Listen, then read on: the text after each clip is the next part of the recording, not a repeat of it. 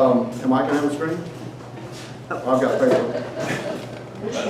I like this deal. Okay, so we don't know much of anything about Habakkuk. We don't know who his parents were. We don't know what tribe he was from. We don't know what kind of job he had. We probably won't have time to get into it today, but there's a lot of hints that he may have been a Levite associated with the ministry in the temple just by the way he wrote. It really kind of gives you a strong feeling that that may be the case. Other than that, we know nothing.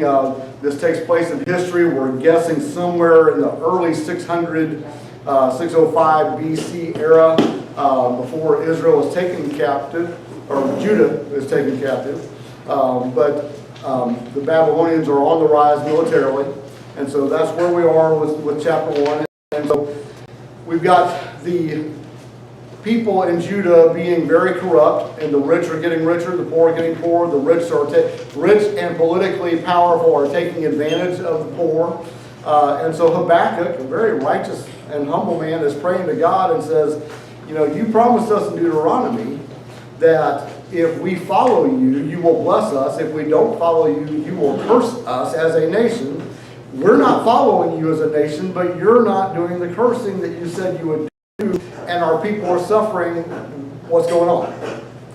And God comes back and says, and actually answers him and says, but God doesn't answer the way he wants. God says, I've got this under control. What I'm going to do is something that you wouldn't believe, and you won't believe it when I tell you. I'm going to bring these Babylonians in, and they're going to wipe this place clean. Well, they're more wicked than we are. How could you possibly do that? How could you, you're holy God, how could you do that? And God says, watch me. Pretty much, right? So that gets us through chapter 1 and chapter 2. And then God is saying in chapter 2 that, I still got this, and just trust me, and we'll be all right.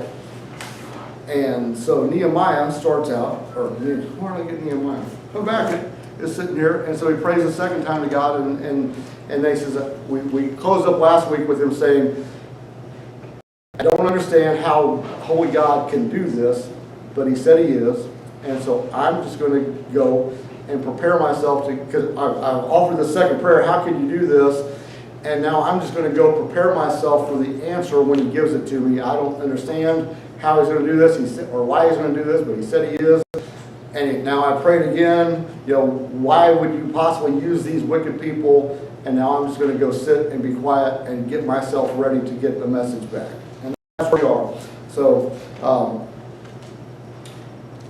does Habakkuk chapter 2, verse 2, does he get an answer from God? Is it the answer he was expecting? Is it the answer he wanted? What's God say?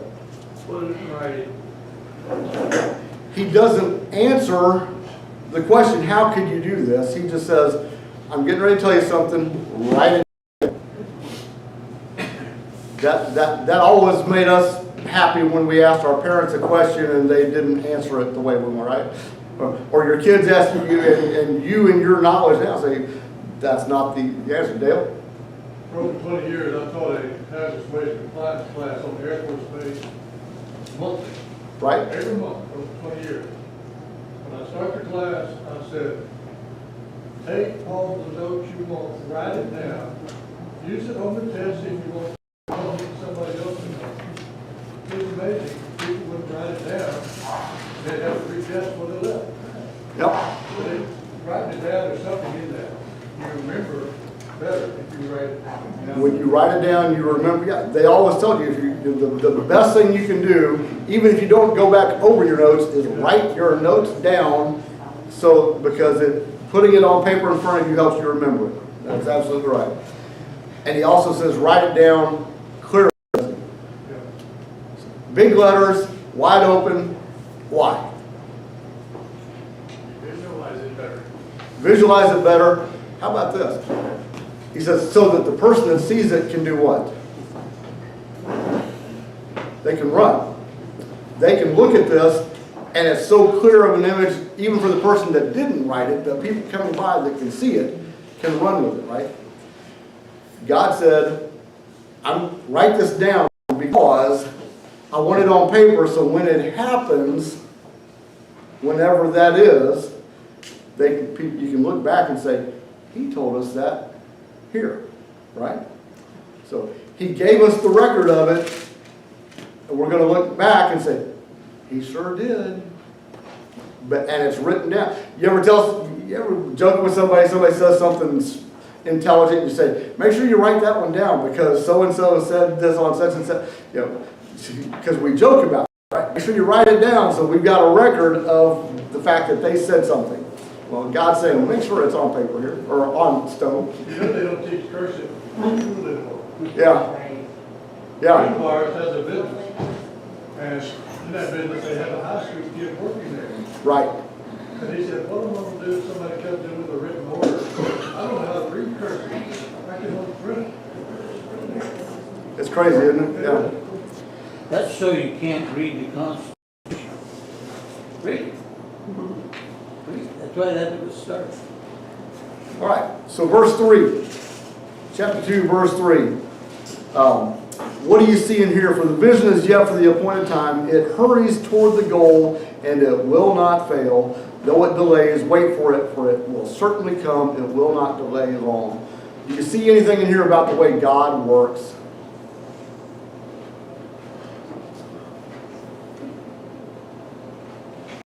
Seems like he has the appointed time, but not us. He's got his time, he's got his way, and he doesn't have to explain it to us, does he? We would love it if he would explain it to us, but he doesn't have to. All right? So there's a time, it will not fail, it will certainly come to pass. We talked about this when we were doing some of the other minor prophets, and so most of you will probably remember this, or you remember from something, but quite often we have prophecies that have more than one fulfillment. Do you remember that? So we're getting here into something I think is going to have more than one fulfillment, because if you read this, you'll see, as we get through chapter 2 and chapter 3, you're going to see where this can apply to Babylon. It can also apply to Judah that's about to be wiped out, and then Babylon. But there's also a later fulfillment that's going to happen also. So just kind of watch for that a little bit. But so we know Judah's going to fall, and God's already said that, because He's I'm going to bring the Babylonians in. But they said, and the Babylonians, as wicked as they are, and we talked about that also, they're going to get theirs because they are denying me, and we're going to get more into that chapter 2 here. And they're going to get theirs too because they've got it coming. But then, if you go to Hebrews chapter 10, verse 37, it says, for yet, the writer of Hebrews is quoting the verse, in a very little while, he who is coming will come and will not delay. So we have, it is coming and will not delay here in Habakkuk. The only change in Hebrews is, he who is coming will not delay. But other than that, it is a direct quote of this verse. In Hebrews, who are they talking about, he who is coming? Not the Babylonians, is it? Okay. All right. So it switches there. As we look at verses 14 to 19, we're going to look for parallels here between the Babylonian world and the world we're living in today. I think this kind of brings it home. We consider and talk about how evil the Babylonians are, and if we're not thinking about what's going on, it really doesn't register. So this is actually verse 4 through 19. Verse 4, behold, as for the impudent one, his soul was not right within him. We'll stop right there. Do you know any culture, not just individuals, but cultures, whose soul is not right because they are impudent? They are ignoring God. They are looking for their own interest. Does that sound familiar? Everywhere you look? Maybe. Okay. Second half of the verse, but the righteous one will live by his faith. How does that feel in today's culture when you are trying to live by your faith? Do you feel accepted? Do you feel like you're a stranger sometimes? This verse is actually quoted in Romans chapter 1, verse 17, Galatians chapter 3:11, and Hebrews 10:38, right after the verse 37 that we just talked about. So they are quoting Habakkuk here, and Paul says in Romans and Galatians that the righteous person is going to live by their faith. In Romans 1, there's a context of the righteousness of God is going to be revealed, which requires, because he is a just God, it is going to require him to have justice on people that aren't covered by grace. And so the righteous are going to live by faith, and the non-righteous are going to have to deal with that. Hebrews talks about a context. He says, when you are, chapter 10, he says, when you have gone through all these struggles and trials, then you're going to be okay because you have been righteous and you will live and be granted life by your faith. So what happens then? Verse 5. Furthermore, wine betrays an arrogant man so that he does not achieve his objective. He enlarges his appetite like Sheol, and he is like death, never satisfied. He also gathers to himself all the nations and collects to himself all the peoples. What happens when you do anything to excess?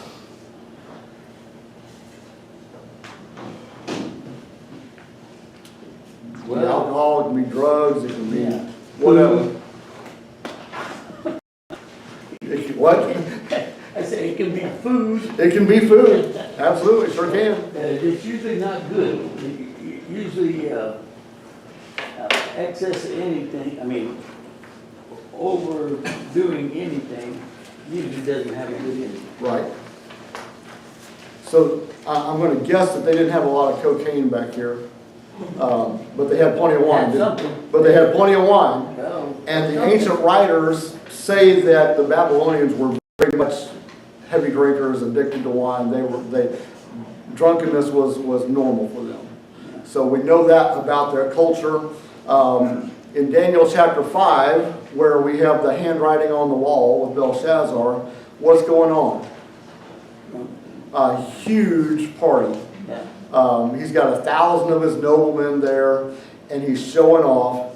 And so as they're getting drunk, you know what? Hey, let's go get stuff that we stole from the temple of God and bring it in here, and we'll drink out of it, and we'll let the prostitutes drink out of it, as we're praising the gods of silver and wood and all these false gods.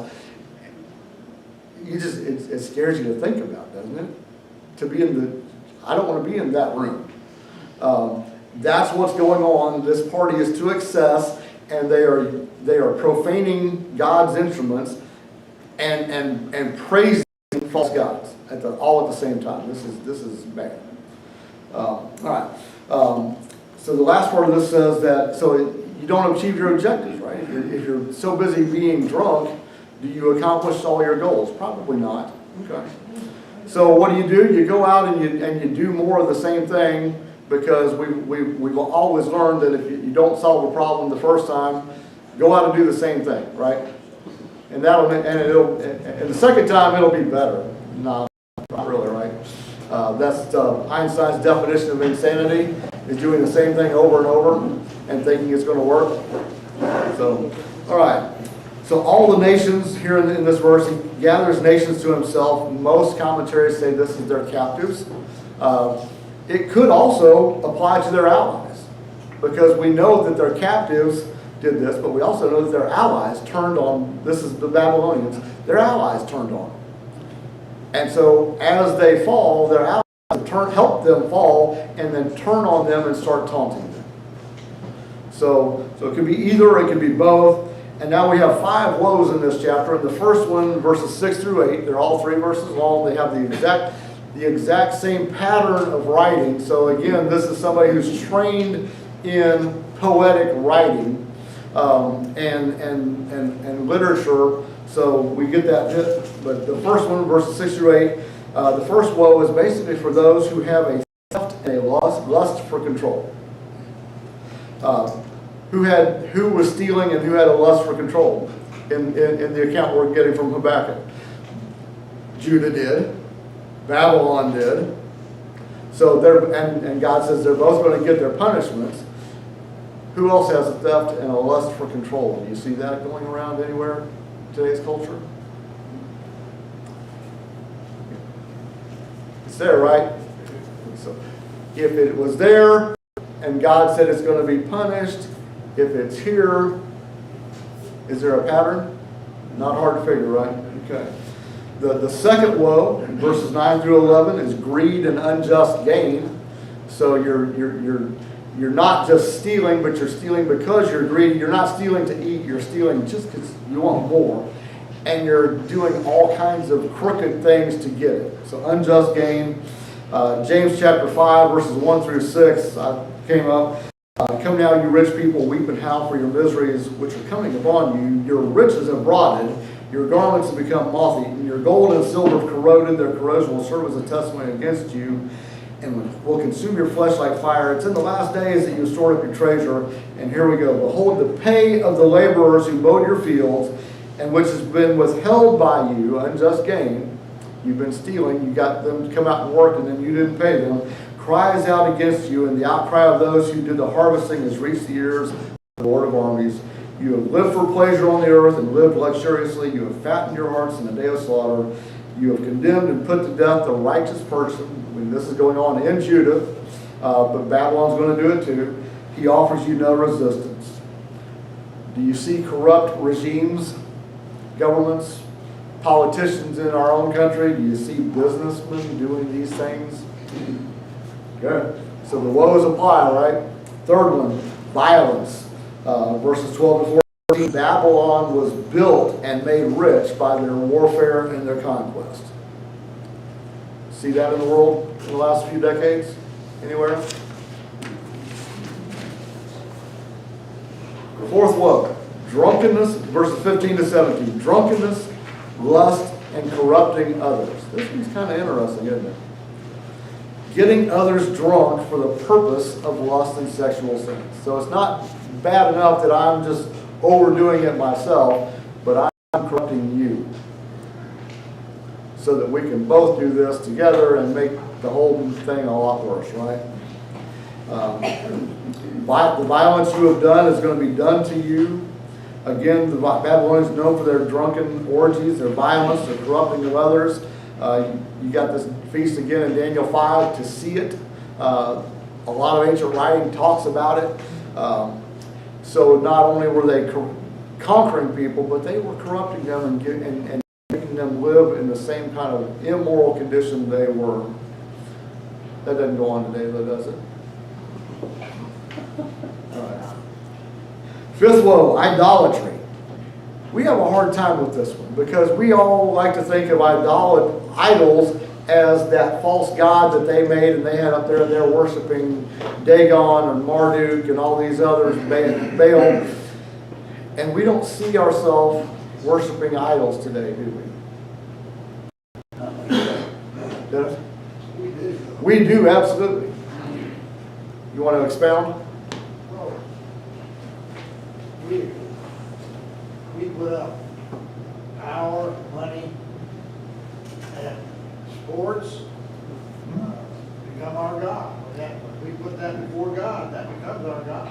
We need to be very careful of it. An idol is anything that comes between you and God.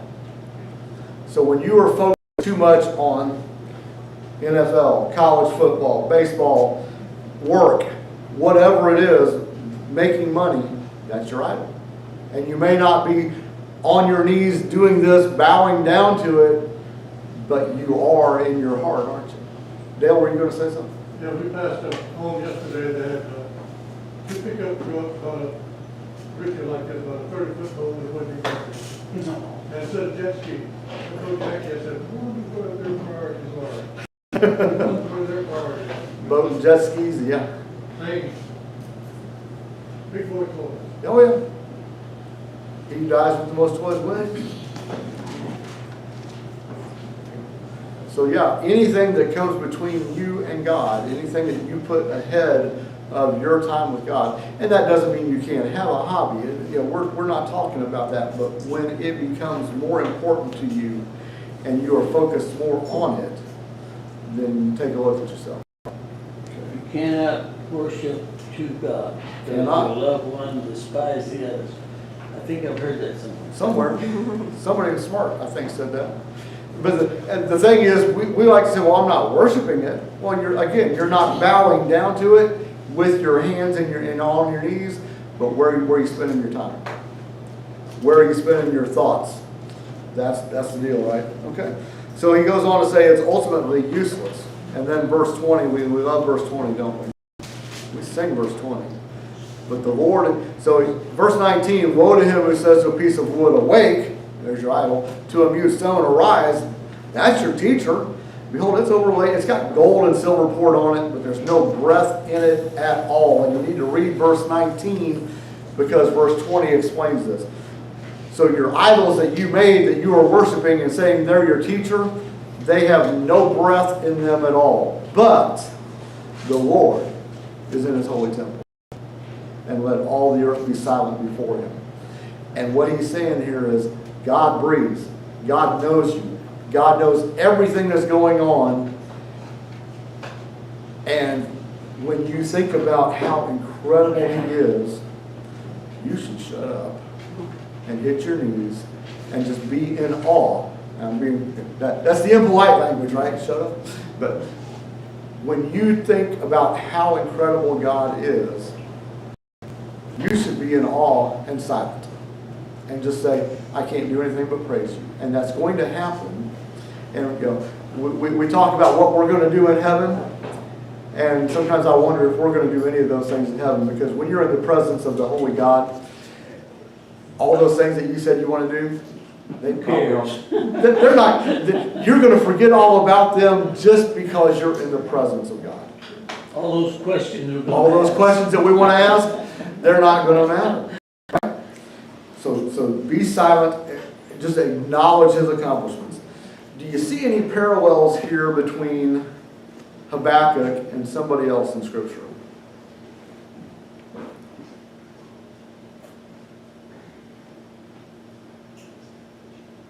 God, I got some questions.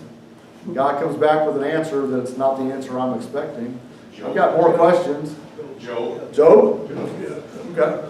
The difference here is Job is asking, why did you let this happen to me?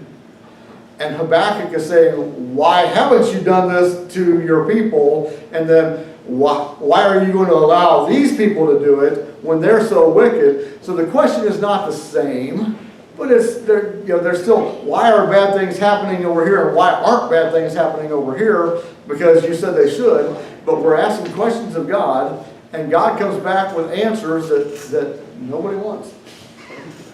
That was kind of Jonah. Jonah? Yeah. True. Yes.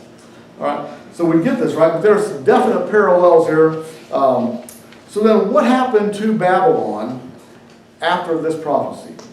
So Nebuchadnezzar has been king, and he dies.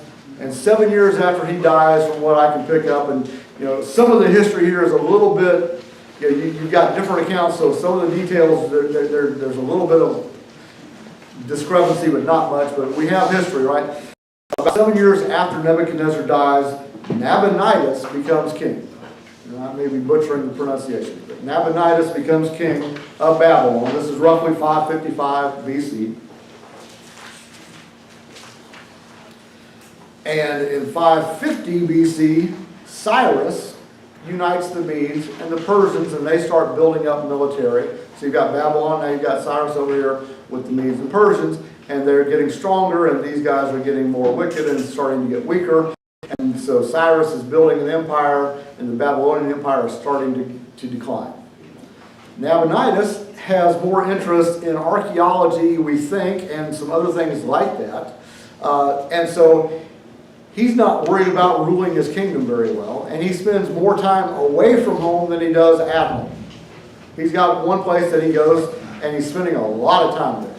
So he's not home during when he's supposed to be doing his religious ceremonies.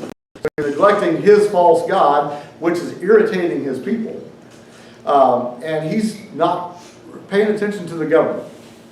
So he splits up the kingdom between himself, and he gives some of it, the rule, to a son, Belshazzar. Now, some historians say they've never found anything about Belshazzar, but we found some writings now where Nabonidus says, I gave Belshazzar the rule over some of my kingdom. How does that play in, or how does that play in? Well, Belshazzar is ruling in Daniel chapter 5 that we just referred to, and we'll come back to in a second. So Belshazzar is here now. Not a great leader, not a strong leader. Babylon has been mistreating their captives and the free people, and just, you know, when your leaders are either absent or drunk, it's kind of hard to get good leadership. So people are getting unhappy. They had a fortified city. Babylon is a very fortified city, and they had 20 years worth of provisions. So they thought they were completely immune from attack. Who's going to attack us? We've got a river flowing through, and we've got 20 years worth of food and everything else we need stocked up. Who's going to lay siege to us and wait us out for 20 years? Nobody. Okay? So they're very overconfident here. Belshazzar, chapter 5, holds this huge party, praising false gods, insults God. And what shows up? Let's come. The hand, right? That starts writing on the wall. And so he calls in for Daniel. Daniel interprets it. And Daniel is offered what? He's offered the third highest position in the land. Why does that make sense? Because Nabonidus is still technically in control. Belshazzar is second. Belshazzar can only offer him the third highest spot. So when you're talking about some of your confusion, this kind of clears it up, doesn't it? Belshazzar is offering him the highest position he can offer him in the kingdom. All right? What happens that night? You history buffs. Daniel chapter 5. That night, after Daniel has made his prophecy, the city falls. Belshazzar dies. And a couple different accounts in history say that, I heard David Clayton say this one, they came in and they diverted the river away and came through the hole in the wall from the river. Other accounts say that everybody was so upset that people opened the gates for them to come in, the meet up the Persians. Opened the gates and they came in, they didn't even have their weapons out. Their weapons were still in their seat, and they walked in and took over the city. So either way, it was pretty quick. The leaders died, the other people did not. And so there we are. That's chapter 2. Chapter 3 is a challenge for me. It's beautiful poetry, and interpreting 2,600 roughly year-old poetry from another language can get tricky, can't it? But we're going to give it a shot. So Habakkuk is beautiful poetry, and it's worth reading over and over. But Habakkuk draws heavily from other Old Testament scripture. This is another indicator that he really knows the book. He knows the Old Testament scriptures. And so he quotes heavily from Psalm chapter 77, Psalm chapter 18, Psalm chapter 68, Exodus 15, and Deuteronomy chapter 33. He also refers in this chapter to several other places in Scripture, but these are very heavy quotes and direct quotes. So he knows his Psalms quite well, which if he was in the musical worship, that would stand to reason. And he changes gears and he offers a very different prayer from the ones from chapter 1 and chapter 2. And he goes back now to the most pivotal moments in Jewish history where God has displayed his glory and power to deliver Israel. So, Lord, I've heard the report about you and I was afraid. Lord, revive your work in the midst of the years. In the midst of the years, make it known. In anger, remember mercy. God, I'm going back now and I'm paying attention and I'm thinking about all the things you've done for us, and your power scares me.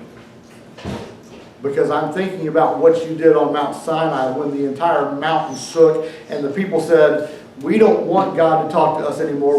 Let him talk to you. You just come tell us. We don't want to be around what he's doing with the entire mountain shaking and lightning and thunder and all this other stuff. we would just as soon be back here, you take care of that, and you just come tell us what he said. This is huge activity, right?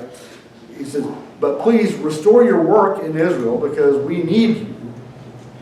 And you have by the way, there is a covenant, right? That thing in Deuteronomy, there's that covenant that you made with us that said you're going to take care of us. So at some point, just put a little reminder out there, admitting we've sinned, but in your anger, remember that you also said you're a God of mercy. We know you're angry with us and you're going to punish us. But remember mercy, don't destroy us all completely. Remember earlier in the book where it says we will not die? A lot of them are going to die, but not all of them. So yeah, verses 3 and 4, then we get God appearing. So God comes from Teman and the Holy One from Mount Paran. His splendor covers the heavens. The earth is full of his praise. His radiance is like the sunlight. He has rays flashing from his hand, and the hiding of his might is there. This is Mount Sinai, almost definitely. You can look at Deuteronomy chapter 33, verse 2. And the Lord came down from Sinai, dawned on them from Seir. He shone from Paran. He came from the midst of the myriad of holy ones, and his right hand was there, flashing lightning for them. God's showing off here on Mount Sinai just to wake these people up. Pay attention, right? Intense fire, shrouded in clouds and darkness. Verse 5, before him goes plague, and plague comes forth after him. When did plagues happen? More than once, by the way. But 10 of them happened while they were in Egypt before they came out and got to Sinai on the Egyptians. So this is a reminder, we know you can do the 10 plagues that you did in Egypt. You also caused plagues to go through us when we disobeyed you in the wilderness. And so I'm remembering all of these and knowing what you can do. And then verse 6, we're back to Sinai. He stood and caused the earth to shudder, earthquake. He looked and caused the nations to jump. Yes, the everlasting mountains were shattered, the ancient hills collapsed. His paths are everlasting. This is what you did. You made the earth shake. We're aware of this, right? Storms, lightnings. Verse 8 to 10, he switches gears because he's been saying God, he did this, God, he did this. Verse 8, he switches from he to you. Did the Lord rage against the rivers? Was your anger against the rivers, or was your rage against the sea, that you rode on your horses, on your chariots of salvation? Where did God do something like that with water? Rage against water. Show his power against water. The Red Sea. The Red Sea and the River Jordan. Okay. You separated both of those, so your people, and the estimate is, well over 1 million people had time and space to walk across on dry land. With a sea Not muddy land. and a river that's in flood stage, dry land. Yeah. Okay. So this is you. We know this is you, God. Verses 9 and 10, you removed your bow from its holder. The arrows of your word were sworn. You divided the earth with rivers. The mountains saw you and quaked. Downpour of waters, kind of like what we're starting to get here, swept by. The deep raised its voice and it lifted its hands. What could that possibly be? 40 days and 40 nights downpour, maybe? Chris, there's a little side note there. About dry land. Crossing on dry land. That a lot of people, they don't think about it. But it absolutely was dry land. And the evidence of that is, even us, when we have after a rain, it don't take long to walk on a path before it starts getting super. Oh, yeah. Can you imagine if it was muddy, 1 million people, the last 75,000 or 100,000, they'd be up to their necks in mud, If the ground is damp and you walk on it or drive on it, there's a process that's called pumping. And when you press on it, it draws the moisture from lower up to the surface. We deal with this while we're landscaping all the time. You have to let it dry out before you can come in and work it after it's been wet. So yeah, God thoroughly dried this out. Yeah. So we've got the flood very possibly here. Verse 11, Sun and moon stood in their lofty places. They went away at the light of your arrows, at the radiance of your flashing spear. When did the sun stand still? Joshua's battle. Joshua. But it backed up too. Backed up at least once. But it actually stood still during this battle, Joshua chapter 10, verses 10 to 13. And not only did it stand still, but then God attacked the enemy with hailstones, and more people died from the hailstones than they did from the battle. So some people think there may have been an eclipse. Well, an eclipse can be caused by the fact that you can't see because the hailstones that are killing you are so thick. Possible, but yeah. So he's going through history. This time, right? Verse 12. In indignation you marched through the earth. In anger you trampled the nations. How many times did God go up and go out in front and fight for the Israelites? I didn't go count, but I remember several. There's one time where the angel of the Lord went through the army and killed 175,000. One angel went through the army and killed 175,000 while they were sleeping. Preacher I used to know, Paul Torrance, said, yeah, the next morning the army woke up dead. Never forgot it. What about the, what was his name? We only had 300 guys with trumpets. Gideon 100 against a number of, you couldn't The count. whole army wiped Yep. out, and all they did was stand on the mountain with a trumpet and a torch. David is going to, I believe, the Philistines, and he says, God, should we go up against them? And God says, yeah, and I'll go out and fight for you. And then then the Philistines gather again. This is in First Chronicles in my reading that we're just doing. And God says, should I go up against them? And God says, don't go out in front of them. Come around behind. Wait till you hear the sound of the trumpets up in the trees, and then come around, and I'll have already killed them, pretty much. But so God does it different ways, but he does it multiple times. He comes and he fights for his people. He is called the Lord of armies many, many times. He is called a warrior many times. We like to think of him as God is love, and God is gentle, and he is. But he's also a Lord of armies, and he is a warrior, and he is a strong warrior. And he fights for us, and he protects us, because we are his people, and he made that promise for his people. And he will do that right now as much as he did back then. Exactly, because the promise is for his people. The protection may not be the way you think it should be, right? I know a very godly man right now who is fighting a huge battle with cancer. Godly man. So the protection is not the way we like to think it should be. I know people have been taken advantage of legally, sexually. You can think good people have been taken advantage of and hurt in many, many ways. God doesn't really seem to care how long we live on the earth, does he? That's not a big deal for him. It's how we live on the earth. And he pays a lot more attention to that than he does the duration. Because the duration to him is just a breath anyway. But, having said that, All right, Jack. Proverbs tells us that a righteous man will add days to his life, Mm-hmm. and the wicked man will not. So, in a sense, There are rules that apply to general directions, right? There are exceptions to the rules. Good people suffer. That's going to happen. But the rule is, and the Ten Commandments, obey your fathers and mothers, because this is the first commandment with a promise that you will have a longer life. Well, if you obey your parents, you're going to have respect for authority, you're going to be obedient, and those things cause you generally to live longer. Not always. All right. So then God, sir. One thing we have to understand with God, living longer doesn't necessarily, in my mind, mean more years. But the days that you live will be happier than you Yep. live. that's very good. We make the mistake sometimes, and I've heard this. A person who dies young, he must have been disobedient to his parents and God. No, that's not the case. Right.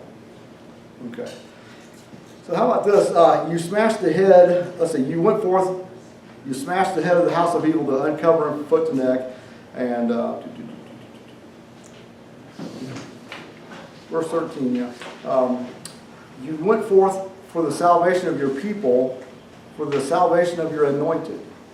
People is plural, anointed is singular. Who would that possibly be?